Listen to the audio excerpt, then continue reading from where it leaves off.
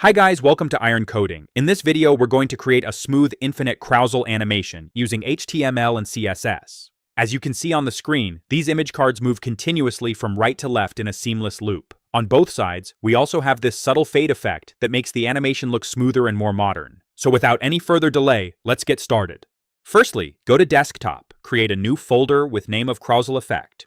Then open this folder, right-click, then click on Open with Code, so that this will open that folder in VS Code.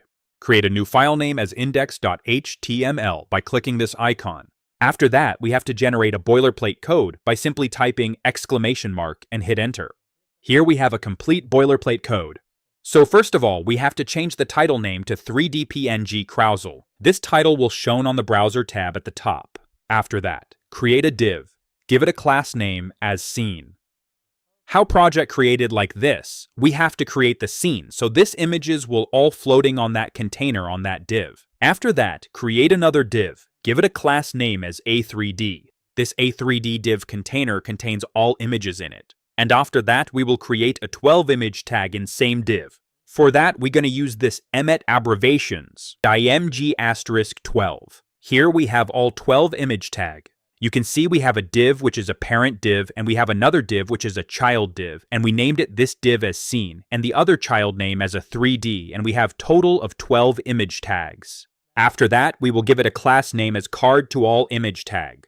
After that, we will have to add some pseudo element on this second child class. Add a style attribute and give it an name and pseudo element. Why we are creating this so we can select this element and give this images some pseudo element effects. Now after that, we will start implementing the CSS. So I'm adding the style attribute named as I and 0. So we will start an index 0 and we'll go all the way to 11.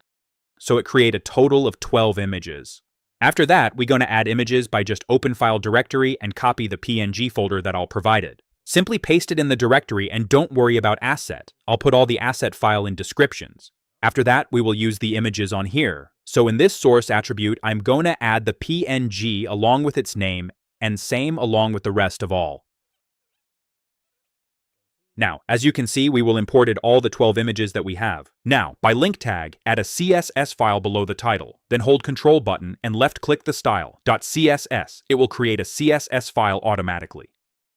Let's modify the CSS file. So first of all, for the live preview model, I am going to this Show Preview button. So whenever I am clicking on this button, you can see I have all these images on my screen now. If you don't able to see this Show Preview button, you can simply go to Extension tab and search for Live Preview provided by Microsoft.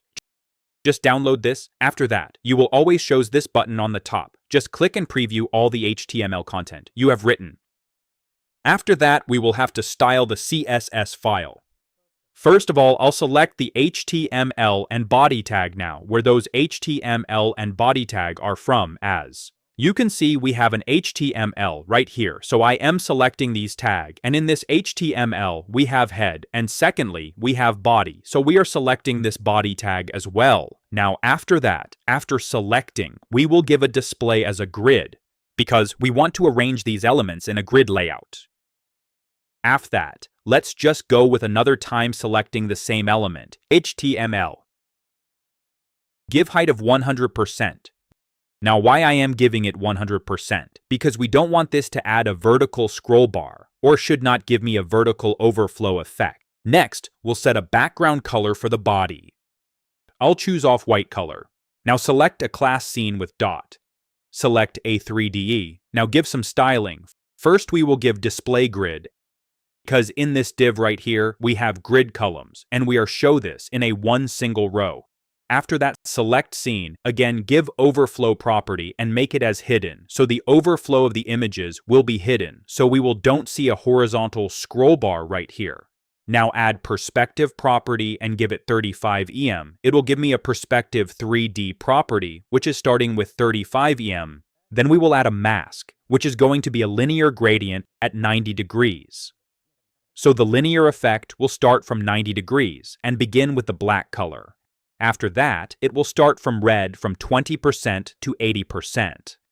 Here we have a white light effect, so we will have to end this with the black color. Now we have a linear gradient black blurry effect from the left and right sides. And this is the final project. Now select the A3D class again, which is the child class of the scene div, and give it place self to center so that all the images in the container appear in the center. Then we will give the transform style property and set it to preserve 3D for the 3D effect.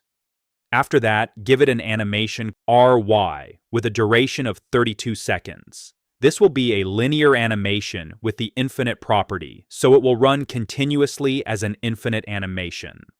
Now we have to create an animation. For that, add keyframe with name RY, which we give in an A3D class. It will go to the transform rotate on the y-axis and give one turn. Now add card class and give variable W and initialize it 17.5 EM. Now I'm creating a CSS variable so that we can reuse this width element in other CSS properties. Next, we will create a BA variable for the background effect, and we will calculate it. This calc function is used to apply calculated values. Here I am giving one turn divided by the variable n, which we will use in the pseudo element inside the child container. After that, we need to add the grid property because we are using display grid.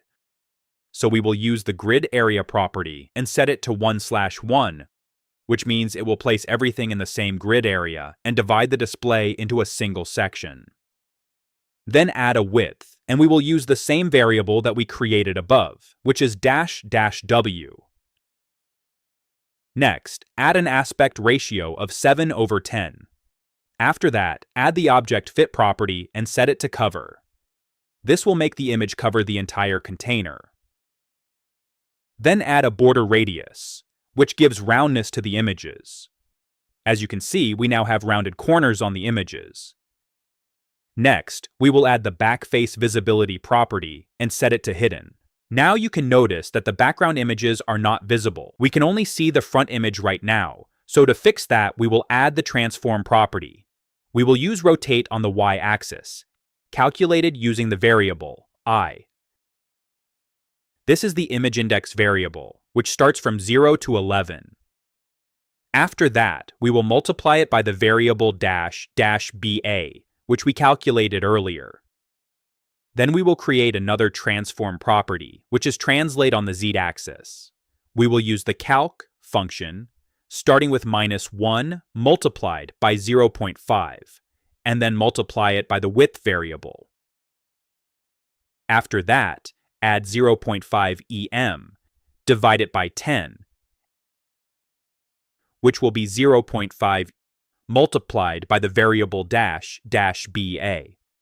Here we go. We've successfully created this amazing carousel effect. You can now customize this carousel with your own images, animation speed, or styling to fit your project. If you found this tutorial helpful, don't forget to like the video and subscribe to the channel for more web development tutorials. Thanks for watching, and I'll see you in the next video on iron coding.